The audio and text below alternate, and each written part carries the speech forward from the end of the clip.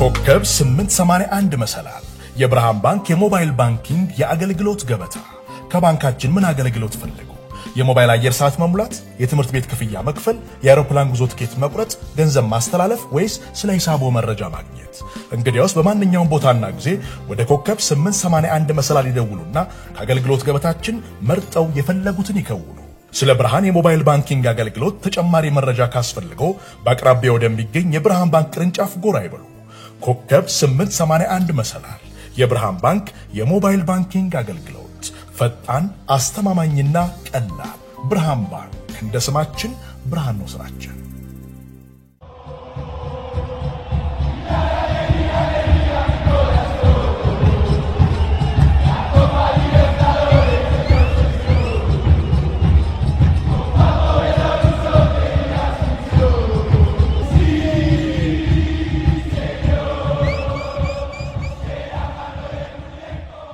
ተመልሰናል አድማጮቻችን አዳይፌምስ 5.1 ላይ ትገኛላችሁ ፕሮግራም ፉትቦል ካፌ ነው የሴሪያን ጉዳይ ተመለከትን የአርሰናልን ጉዳይ እናንሳ ትናንትና ኒውካስልን አሸንፏል 1-0 በዴክላን ራይስ ግብ ሁለተኛ ሆኖ ማጠናቀቁን ያረጋገጠ ይመስላል እንመልከተው ይሄንን ጉዳይ በተከታታይ የውድድር ዓመት ለሻምፒዮንስ ሊግ የሚያበቃውን ውጤት ይዞ ያጠናቀቀ ነው ሆነም ይሄንን በሂሳባዊ ስሌት ጭምር ማረጋገጥ ይችላል እንመልከተው ይሄንን ጉዳይ አርሰናል ባለፉት ዓመታት ለዋንጫ የሚፎካከር ቡድን ስለሆነ ዘንድሮ ቡድኑ ዋንጫ ያነሳል ተብሎ ተጠብቆ ነበር ነገር ግን ሊቨርፑል በብዙ ነጥብ ርቀት ነው ቀደም ብሎ ዋንጫ ማንሳቱን ያረጋገጠው እንመልከተው ይሄን ጉዳይ ልክ ነው ምሳት ላንቱን አርሰናል በኤምሬትስ ነው ከኒውካስል ጋር ጨዋታውን ያደረገው እና 1-0 አሸንፏል ያው ኒውካስል በዚህ ዓመት ለአርሰናል በጣም ፈታኝ ቡድን ነበር ባለፈውም የውድድር ዘመን እንደዚሁ ምንም እንኳን በሁለተኛው ዙር አርሰናል 4-1 ቢያሸንፍም ብዙ ውዝግብ ተነስቶበት በነበረው የሴንት ጄምስስ ፓርክ ጨዋታም ላይ 1-0 አሸንፎ ነበር በዚህ ዓመት በሁለቱ ቡድኖች መካከል የተደረጉትን ሁሉንም ጨዋታዎች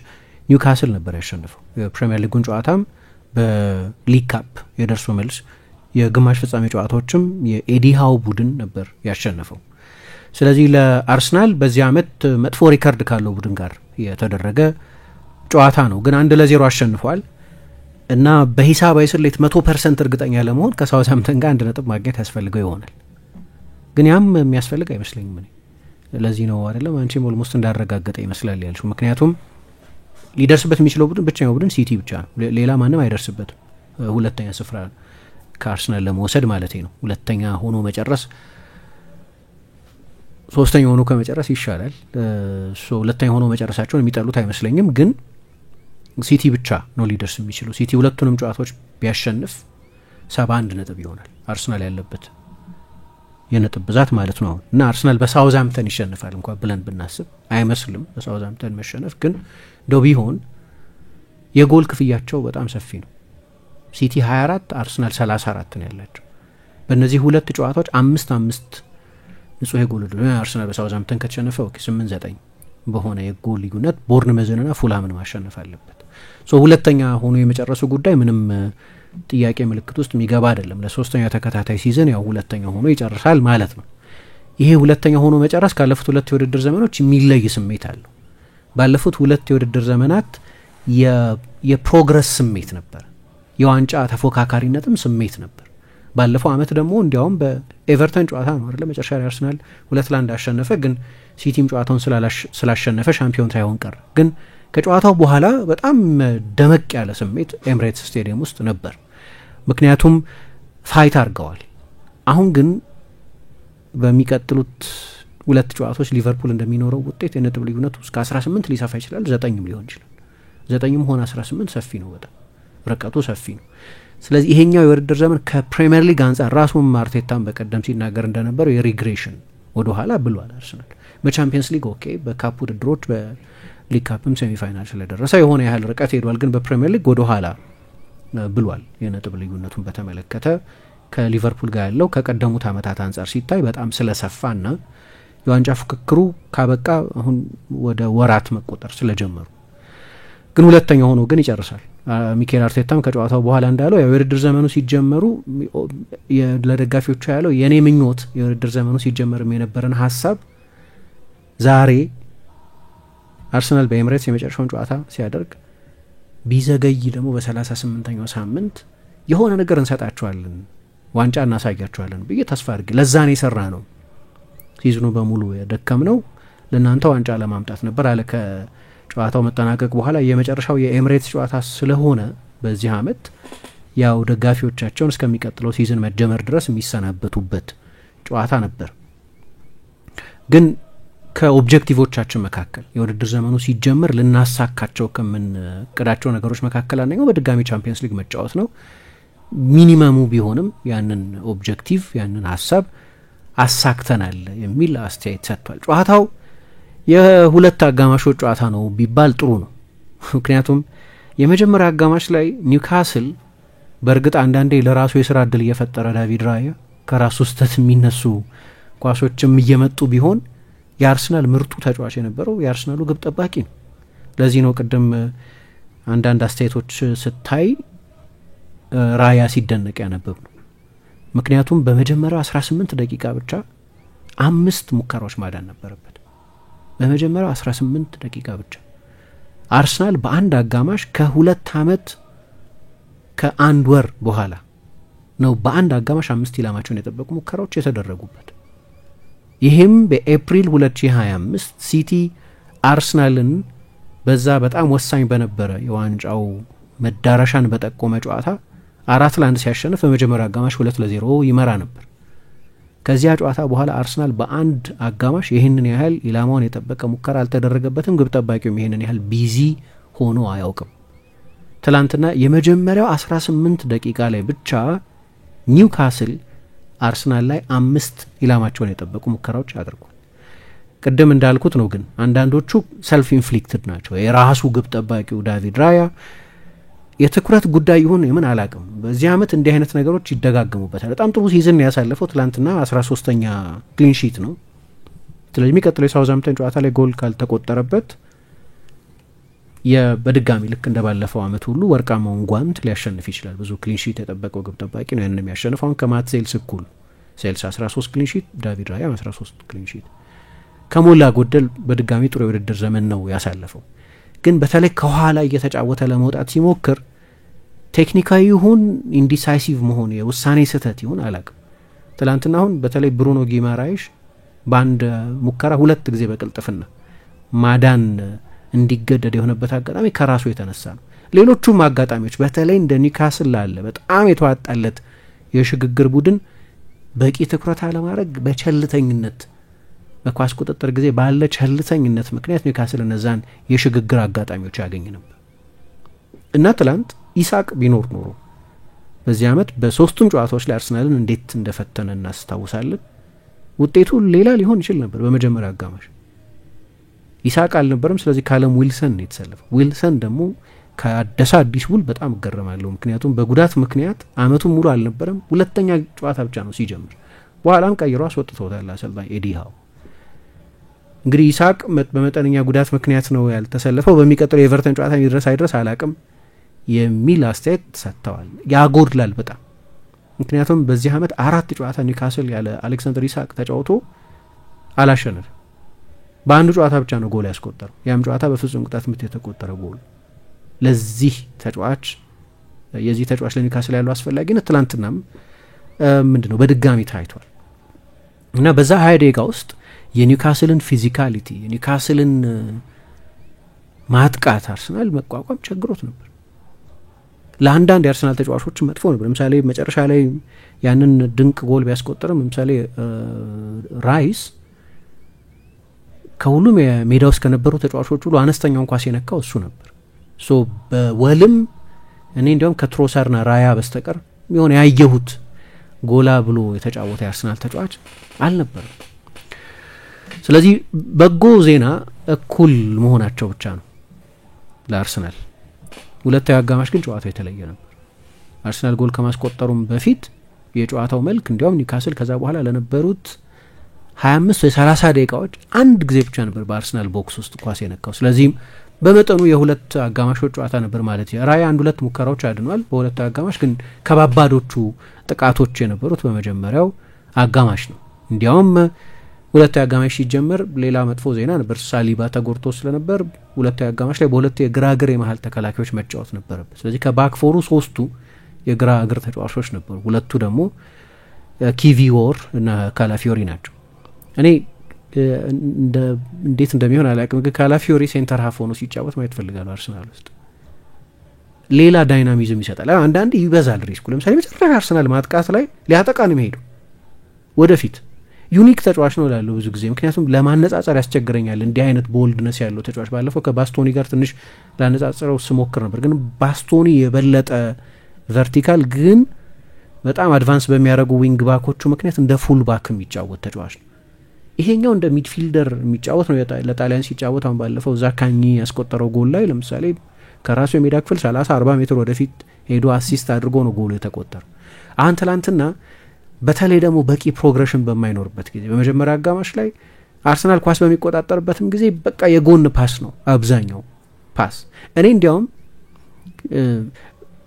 ከዚህ በኋላ እድል ፈንታ አለው ብዬ አላስብም አርሰናል ውስጥ። ዚንቼንኮ ግን ከዚንቼንኮና ከዣካ መውጣት በኋላ ከዚንቼንኮ በብቃት መውረድ ቤንች መሆን መጀመር በኋላ እና ከዣካ መልቀቅ በኋላ አንዳንዴ ጆርጂኖ ሲሰለፍ ያንን ያደርገዋል። ግን አርሰናል በቂ ፕሮግሬሲቭ ፓሰር የለው። አንዱ ትልቁ ችግር ሌሎቹ ቡድኖች ውስጥ ያሉ ፓሰሮች፣ ምክንያቱም ኦዴጋርድ ፕሮግሬሲቭ ድሮም እንደዚህ አይነት ፓሰር አልነበርም። የሂሮ ፓሶች የሚያደርገው ምን አይነት ተጫዋች አልነበርም። የበለጠ በጠባብ ስፔስ የሚጫወት አንድ ሁለት ሊንክ እያደረገ ወደ አደጋ ክልል ሊገባ የሚሞክር እንጂ ለምሳሌ ደብሮይን፣ ብሩኖ ፈርናንዴዝ አይነት ተጫዋቾች የሚሰጧቸውን አይነት ፓሶች የሚሰጥ ድሮም እንደ አይነት ታይፕ አልነበርም። አሁን በክህሎት የሚያደርጋቸውንም ነገሮች ማድረግ እያቃተው ስለሆነ ነው ችግሩ።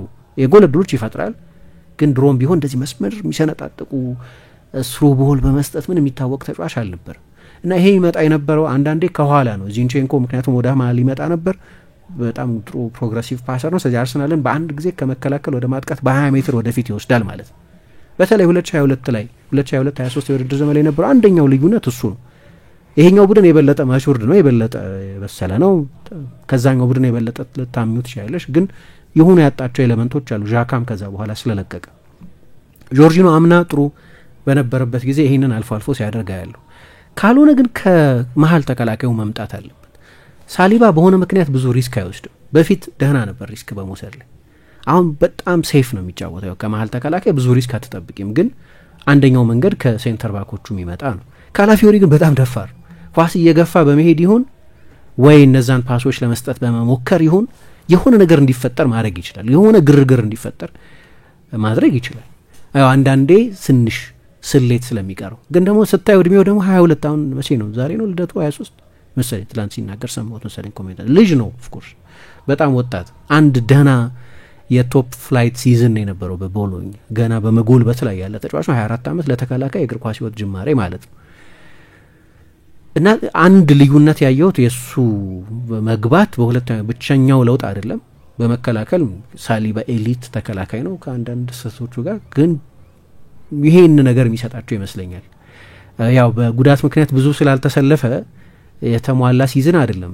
በጣም የተቆራረጠ የውድድር ዘመን ያሳለፈው። ሲሰለፍም የግራ መስመር ተከላካይ ሆኖ ነው የሚጫወተው። እዛም ላይ ሌላ ዳይሜንሽን ይሰጣል። ከፔዤ ጋር ተቀይሮ ከገባ በኋላም የአርሰናል ትልልቆቹ የጎል ዕድሎች አንድም በሱ ይፈጠሩ ነበር እና ሁለት አጋማሽ የነበረው አንደኛው ለውጥ እሱ ነው። ግን ኢንቴንሲቲው ምኑ ሁሉ ሌላ ነበር። ጎሉ ደግሞ ድንቅ ነው። ምክንያቱም እንዲህ አይነት ተመሳሳይ ጎሎች እያስቆጠረ ነው። ፕሪሚየር ሊግ ካሉ ክሊኒካል ሹተሮች አንደኛው ነው። አሁን ማንቸስተር ዩናይትድ ላይ ተመሳሳይ የሚቀራረብ ነገር ጎል አስቆጥሯል። ፔዤ ላይ ያስቆጠራቸው ሁለት የቅጣት ምት ጎሎች ከፍ ያለ የቴክኒክ ችሎታውን ያሳየባቸው ናቸው። ሌሎችም ጨዋታዎች ላይ ጎል ሲያስቆጠር እንዲህ አይነት አስደናቂ ጎሎች ሲያስቆጠር አያለሁ እኔ።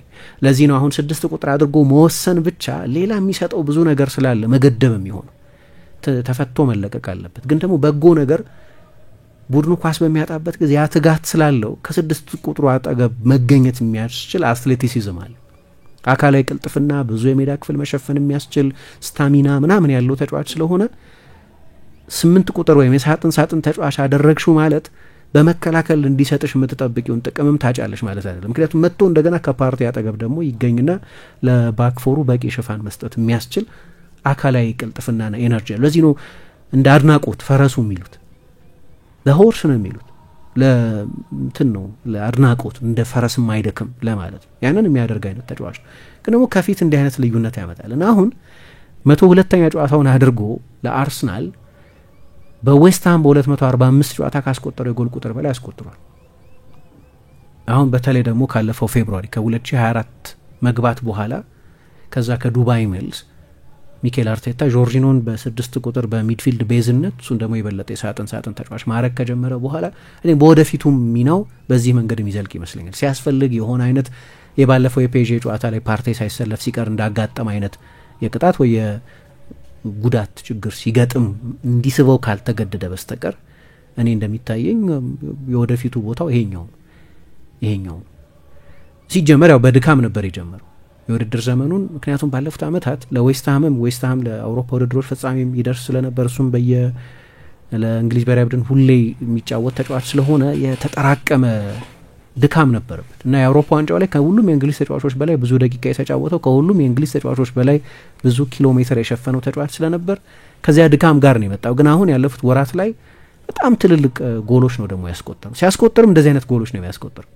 ዋጋቸው ከፍ ያሉ ጎሎች ነው በትልልቅ ጨዋታዎች ላይ ወይ እንዲህ አይነት ጎሎች ያስቆጥራልና ትላንትና ይህንን አድርጓል። የአርሰናል የሁለተኛ አጋማሽ መሻሻል ማሳያ ተደርጎ ሊጠቀስ ይችላል።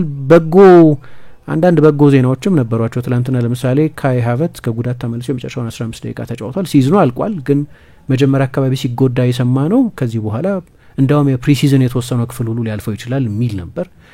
ግን አርቴታን እንደተናገረው አርብ ዕለት እንዲያውም በአርሰናል ተይዘው የነበረው የፊትነስ ሬከርዶችን ሁሉ አሻሽሎ በልኪ ሆኖ ጡንቻ ጨምሮ ምናምን ነው የመጣው ሲል ነበር። ትላንት የመጨረሻውን 15 ደቂቃ ተጫውቷል። አንድ በጎ ነገር እሱ ነው። ሌሎች አርሰናል ተጫዋቾች ተሸኝተዋል ትላንትና።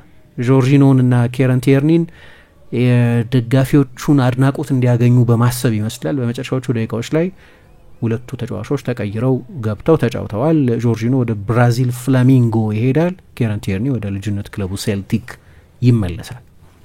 ለመጨረሻ ላይ አርሰናል በዚህ ውጤት የቻምፒየንስ ሊግ ተሳትፎን አሳክቷል። ራይስ 9ኛ ጎሉና 10ኛ አሲስቱ ነው።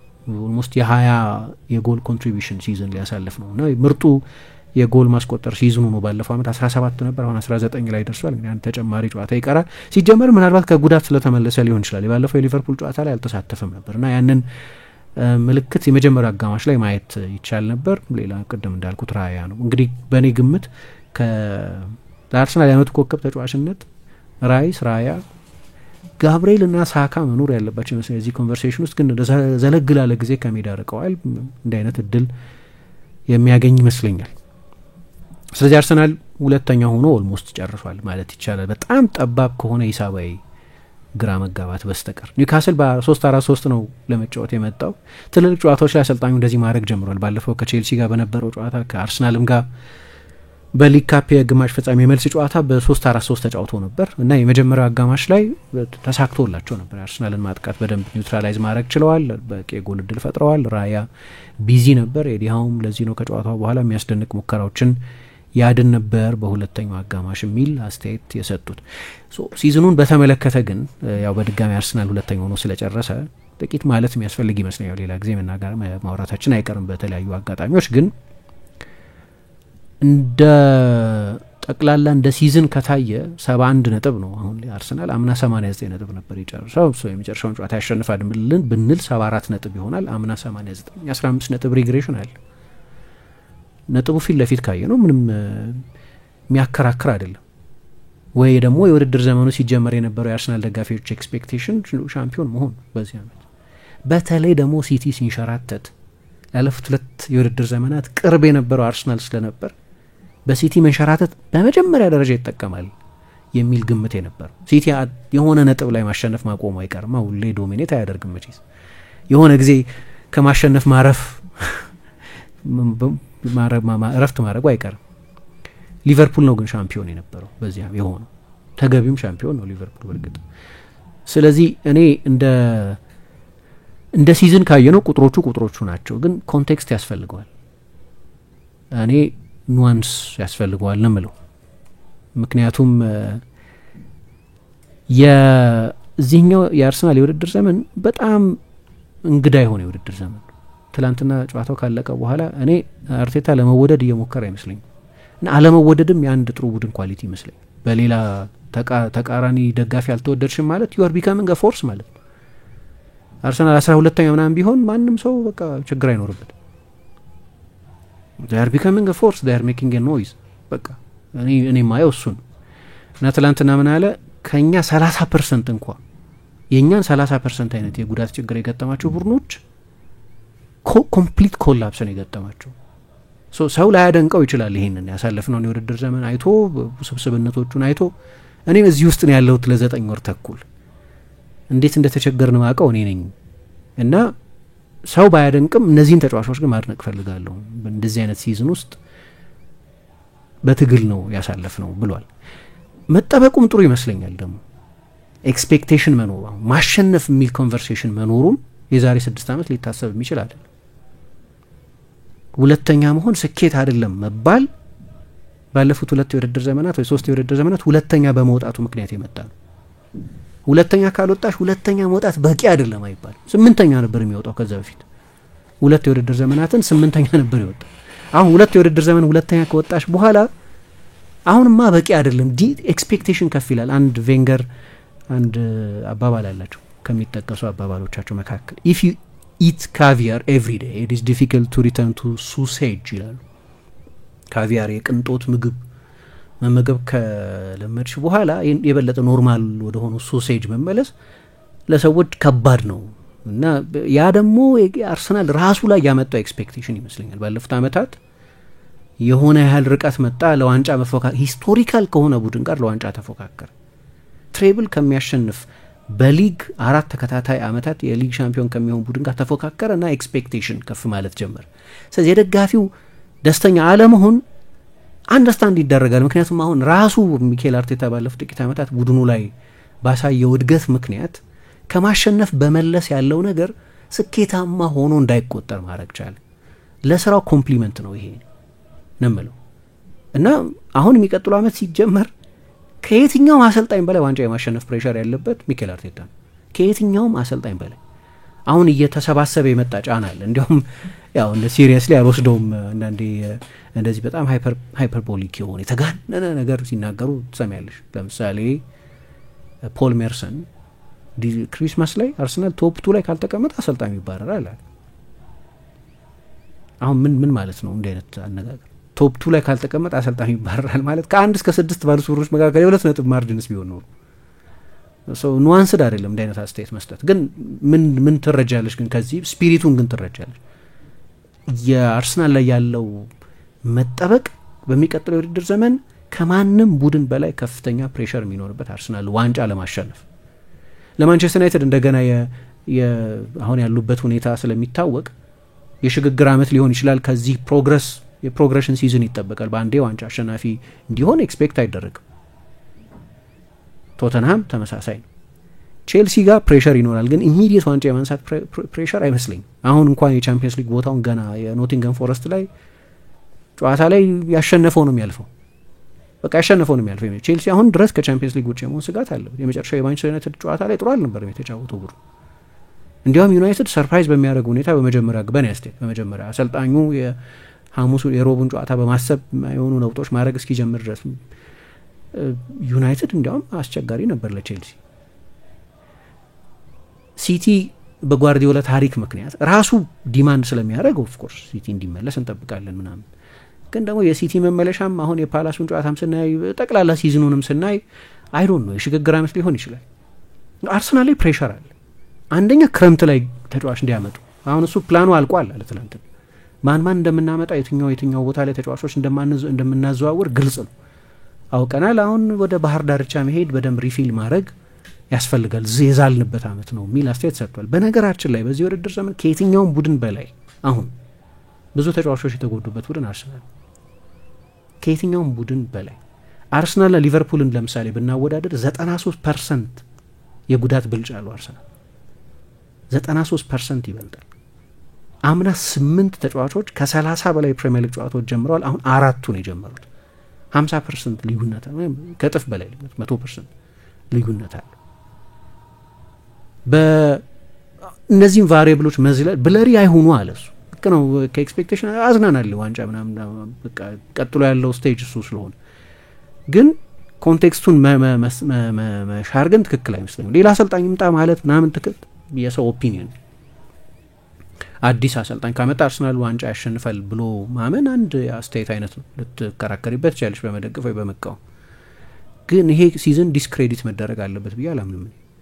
ቻምፒየንስ ሊግ ሴሚ ፋይናል ደርሰዋል። ከ16 ዓመት በኋላ ነው ቻምፒየንስ ሊግ ሴሚ ፋይናል የደረሱት። ሊግ ካፕ ሴሚ ፋይናል ደርሰዋል እና ፕሪሚየር ሊግ ላይ ሁለተኛ ሆነዋል። ሶ በተወዳደሩባቸው ውድድሮች በማንቸስተር ዩናይትድ ከኤፍኤ ካፕ በመለያ ተሸንፈው ከወጡበት ጨዋታ በስተቀር በሌሎቹ በእኔ አስተያየት ነው ያለው ጊዜ ሪስፔክታብል ሲዝን ግን ሁሌም ያንን ዋንጫ ካልወሰድን በስተቀር ስኬታማ አይደለም የሚል ሴንሴሽን መፍጠር ነው አንዱ ፕሮግረስ እንጂ አሁን 2020 ላይ ለዲ አርሰናል ደጋፊ 2024 ላይ እኮ ዩሮፓ ሊግ የመሳተፍ እኮ ምኞት ነው የነበረው። ዩሮፓ ሊግ መሳተፍ ራሱ ሰክሰስ ሊሆን ይችል ነበር።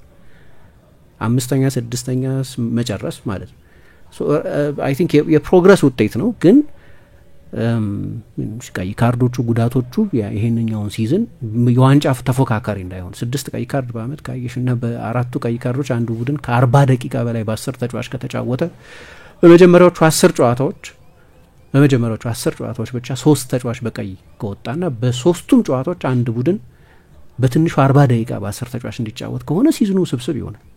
እዚህ ላይ ነው በጉዳት አንደኛውን ፊዚዮ ሩምን ገብተሽ ብታይ ከሁሉም የፕሪሚየር ሊግ ቶተንሃም ነው እንግዲህ በጉዳት ብዙም ቅር የሚሰኘው ቡድን። ቶተንሃም ከአርሰናል ያነሰ ነው በጉዳት ካየን። አስቸጋሪ ሲዝን ነበር። መጨረሻ ላይ ሁለተኛ ሆኖ ጨርሰዋል። እኔ ሪግሬሽን ቢሆንም ግን ኮንቴክስት አለው። የካሽጎ መተግበሪያን ተጠቅመው ወዳጅ ዘመድ ከውጭ ሀገራት ገንዘብ ሲልክሎ በተላከበት ፍጥነት ወደ ብርሃን ባንክ ሂሳቦ ገቢ ይሆናል። ካሽጎን ሲጠቀሙ የሚያገኟቸው ልዩ ልዩ ጥቅሞች የተሻለ ምንዛሬ ከተጨማሪ ሽልማት ጋር ምንም አይነት የመላኪያ ገንዘብ ሳይከፍሉ ከ$5 እስከ $20,000 መላክ፣ ገንዘብ በካሽጎ በተላከበት ቅጽበት ወደ ብርሃን ባንክ ሂሳቦ በቀጥታ ይገባል። ዘመናዊና አስተማማኝ የደህንነት መጠበቂያ ያለው በመሆኑ ከመጭበርበር ስጋት ፍጹም ነፃ ነው። የካሽጎ መተግበሪያ ለአጠቃቀም ቀላልና ቀልጣፋ እንዲሁም ማንኛውም ሰው በሚረዳበት መንገድ የተዘጋጀ ሲሆን እርሶም የካሽጎን መተግበሪያ ከአፕ ስቶር እና ከጉግል ፕሌይ ስቶር በማውረድ በየትኛውም ቦታና ጊዜ መጠቀም ይችላሉ። እንደ ስማችን ብርሃን ነው ስራችን።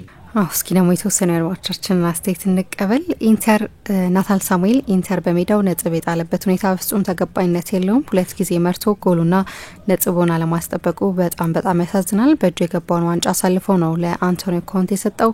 ስለ አርሰናል ደጋፊዎች የሚሉትን እንሰማለን፣ ግን ደግሞ አንፈርድም። የ105 ሚሊዮን ፓውንድ የእንግሊዝ ሪከርድ ፈራሚ ያለው ግን አርሰናል ውስጥ እንደሆነ ማንም ሰው ባይረሳው ላለው። በተረፈ ግን ካንተ ለመስማት ተጠብቃለሁ ብሎናል።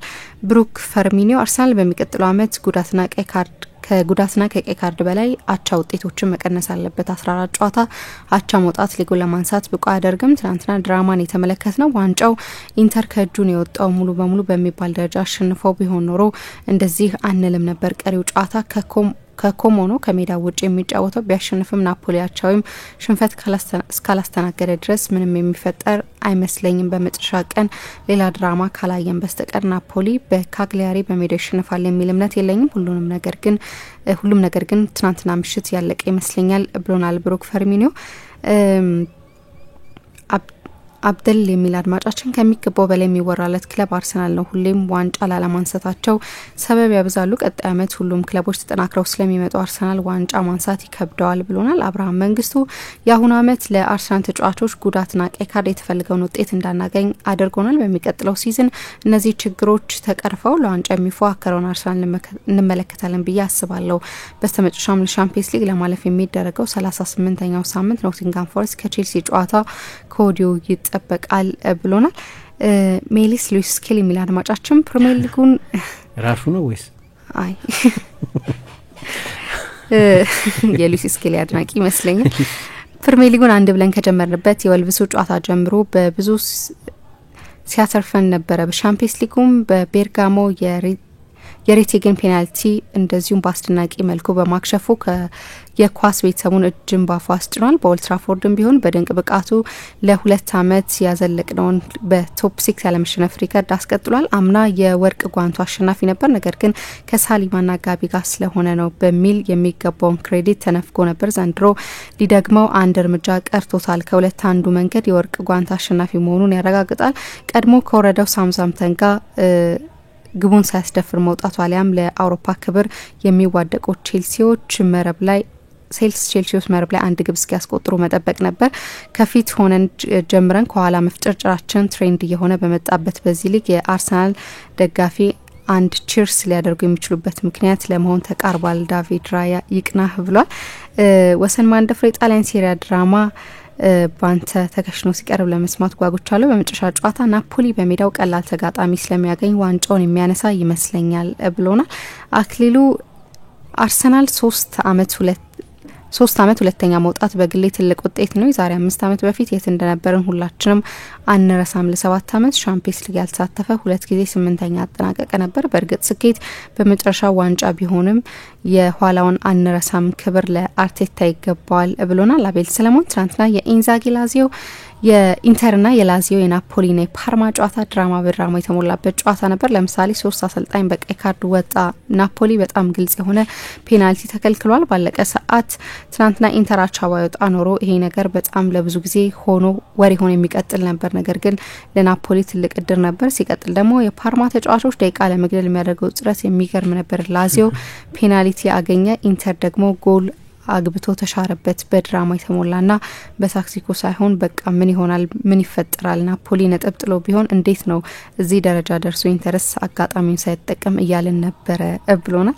እናመሰግናለን አድማጮቻችን። አሁን ቆይታችሁን አራዳ ኤፍኤም 95.1 ላይ እንድታደርጉ ነው መንጋብዛችሁ። ኮከብ 881 መሰላል የብርሃን ባንክ የሞባይል ባንኪንግ የአገልግሎት ገበታ። ከባንካችን ምን አገልግሎት ፈልጉ? የሞባይል አየር ሰዓት መሙላት፣ የትምህርት ቤት ክፍያ መክፈል፣ የአውሮፕላን ጉዞ ትኬት መቁረጥ፣ ገንዘብ ማስተላለፍ ወይስ ስለ ሂሳቦ መረጃ ማግኘት? እንግዲያውስ በማንኛውም ቦታና ጊዜ ወደ ኮከብ 881 መሰላል ይደውሉና ከአገልግሎት ገበታችን መርጠው የፈለጉትን ይከውኑ። ስለ ብርሃን የሞባይል ባንኪንግ አገልግሎት ተጨማሪ መረጃ ካስፈልገው በአቅራቢያው ወደሚገኝ የብርሃን ባንክ ቅርንጫፍ ጎራ ይበሉ። ኮከብ 881 መሰላል የብርሃን ባንክ የሞባይል ባንኪንግ አገልግሎት ፈጣን አስተማማኝና ቀላል። ብርሃን ባንክ እንደ ስማችን ብርሃን ነው ስራችን።